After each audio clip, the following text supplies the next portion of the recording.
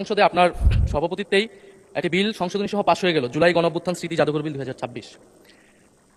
এই আপনি জানেন মাননীয় স্পিকার যে সরকারের অধ্যাদেশগুলোকে নিয়ে একটা বিশেষ কমিটি করা হয়েছিল, যেই কমিটিতে 98টি অধ্যাদেশ সম্পর্কে আমরা ঐক্যমত পোষণ করেছি যে 98টি অধ্যাদেশ অ্যাজ ইট ইজ এটা সংসদে আসবে বিল আকারে এবং পাশ হবে। বাকিগুলোতে কিছু তাদের নোট অফ ডিসেন্ট সংশোধনী আছে, সেটা নিয়ে আলোচনা হবে।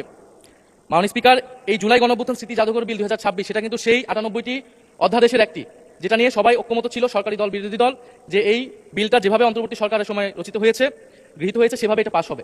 এখন আজকে যখন এটি পাশ করার বা বিলটি উত্থাপনের সময় আসলো, দেখেন আধা ঘন্টা আগে একটা সংশোধনী দেওয়া হলো মাননীয় স্পিকার। এখানে সংশোধনী যে কেউ দিতে পারে মাননীয় স্পিকার, যে 98টাতে ঐক্যমত আমরাও করেছি, সেই 98টার প্রত্যেকটাতে আমরা আপত্তি এবং সংশোধনী দিতে পারতাম, কিন্তু এটা আমাদের মধ্যে একটা কনসেনসাস হয়েছিল যে এই বিলগুলো নিয়ে আমরা কোনো প্রশ্ন তুলব না। এই কারণে কিন্তু মাননীয় স্পিকার সেই সব প্রত্যেকটা বিলে কিন্তু আমরা হ্যাঁ বলেছি, আমরা ঐক্যমত দিয়েছি। কিন্তু সরকার দল আজকে এটা আপনার সামনে, এটা কিন্তু রাজনৈতিক সমঝোতা ভঙ্গ করা হলো, কনসেনসাস ভঙ্গ করা হলো। তাহলে এই বিশেষ কমিটি যেটা করা হয়েছিল, সেই কমিটির কোনো প্রয়োজন ছিল না। আমরা জানি সরকারি দল চাইলে যে কোনো আইন, যে কোনো বিল তারা উপস্থাপন করতে পারে, সংশোধনী আনতে পারে, পাশ করতে পারে, তাদের সেই মেজরিটি রয়েছে। বিরোধী দলের হা নাই আসলে এখানে কোনো মূল্য নেই। কিন্তু আমরা এখানে কেন আছি? আমরা এখানে আছি যাতে আমাদের আপত্তি থাকলে জনস্বার্থের বিষয়ে আমরা কথা বলতে পারি। সেই কথা বলার সুযোগ যদি না দেওয়া হয়, এই বিলটি যেভাবে দিনে দুপুরে একটা ছল চাতুরি করে, একটা জোচ্চুরির মাধ্যমে এই বিলটি সংশোধনী সহ পাশ করে নেওয়া হয়, মাননীয় স্পিকার, এটা আমরা প্রতিবাদ জানাচ্ছি।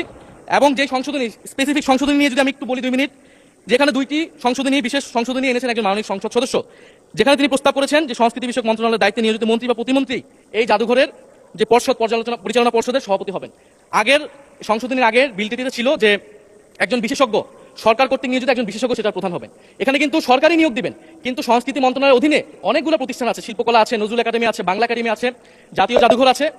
এই প্রতিষ্ঠানগুলো কিন্তু, এটা মাননীয় স্পিকার আপনি যেমন রেওয়াজের কথা বলেন, এটাও কিন্তু রেওয়াজ, এখানে বিশেষ সংশ্লিষ্ট ব্যক্তি যাদের সাহিত্য, ইতিহাস, সংস্কৃতি এক্সপার্টাইজ আছে বা জাদুঘর নিয়ে এক্সপার্টাইজ আছে, তাদেরকে সেই দায়িত্বগুলো দেওয়া হয়।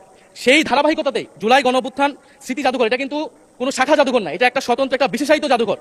যেই জাদুঘরের গঠিত হওয়ার সময় সকল পক্ষের মতামত নেওয়া হয়েছে, যেই জাদুঘরের স্মৃতি কথাতেও সকল পক্ষের, পুরা আমাদের শুধু গণঅভ্যুত্থানের নয়, আমাদের গত 16 বছরের ফ্যাসিবাদ লড়াইয়ের স্মৃতিগুলো নেওয়া হয়েছে, সবকিছু সেখানে আছে। কিন্তু এখন যদি মন্ত্রীকে সেখানে বসানো হয়, প্রথমত এটা রেওয়াজ ভঙ্গ করা হয়, দ্বিতীয়ত এটা যে আমরা যে সরকারের, বর্তমান সরকারের প্রবণতা দেখছি বাংলাদেশের সকল প্রতিষ্ঠানকে দলীয়করণ করা, সেটার একটা ধারাবাহিকতা মাননীয় স্পিকার। আমরা দেখেছি বাংলাদেশ ব্যাংক দখল হয়ে ব্যাংককে দলীয়করণ করা হয়েছে, স্থানীয় সরকার প্রতিষ্ঠানগুলোকে দলীয়করণ করা হচ্ছে, এমনকি ক্রিকেট বোর্ড, সেখানেও মাননীয় স্পিকার দলীয়করণ, পরিবারকরণ সবকিছু করা হয়ে গেছে। আমাদের মাননীয় মন্ত্রীদের সন্তানরা সেই ক্রিকেট বোর্ডের সদস্য হয়ে গেছে। এখন আমাদের জুলাই গণঅভ্যুত্থান জাদুঘর, সেইখানে মাননীয় মন্ত্রীকে কেন সভাপতি হতে হবে? সেটা তো মন্ত্রণালয়ের অধীনে একটি প্রতিষ্ঠান। আর দ্বিতীয় যে সংশোধনী, যে সরকার চাইলে যে কাউকে বাদ দিয়ে দিতে পারবে। এখন জুলাই গণঅভ্যুত্থান আমরা সকলে এক বাক্যে স্বীকার করি, এটা সকল পক্ষের, ফ্যাসিবাদ বিরোধী সকল পক্ষের একটা অংশীদারিত্ব সেখানে আছে। এই জাদুঘর পরিচালনা করার ক্ষেত্রে, যে কোনো গুরুত্বপূর্ণ সিদ্ধান্তের ক্ষেত্রে এই জিনিসটা মানা উচিত, সকলের সেই কনসেনসাস থাকা উচিত। এখন সরকার সম্পূর্ণভাবে এটার নিয়ন্ত্রণে নেওয়ার চেষ্টা করা হচ্ছে, নিয়ে যাচ্ছে এই বিল পাসের মাধ্যমে। ফলে আমি আপনার